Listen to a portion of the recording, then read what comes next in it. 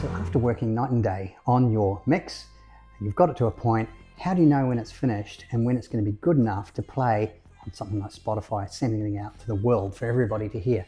Well, there's a few things you can do. So I use my instrumentation within my DAW. So you check for things like frequencies, dynamics, all your instruments to make sure everything's level and sitting in the right place. You can compare it against reference mixes, but also it's very important to listen on a range of different speakers and headphones. So I have my studio monitor speakers and headphones here. So this is what I use. That gives me very different output depending on whether you're listening to on speakers or headphones. Sounds completely different. Also AirPods, because a lot of people will be listening on these, and have a listen on your phone. Just stick the phone in the middle of the table and just listen to it.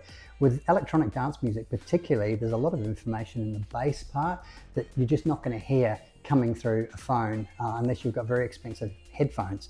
So you've got to make sure it's going to sound good on like rubbish as well. Really important. The other thing that I do in addition to these is get a few people who I know and trust and who've got good musical taste and listen to the same genre to give me some unfiltered feedback as well. And so it's important, just don't send it out to everybody, but people you know who listen to the same style of what you're trying to produce and who've got good ears, get some feedback from them. But you've got to be not too much, I guess, attached to what you've done, because you've got to be prepared that that feedback could come back and tell you to get rid of stuff that you've been working on for ages. So there's a balance there between being confident in your own creative ability and then also taking on board criticism that might be valid. So important there.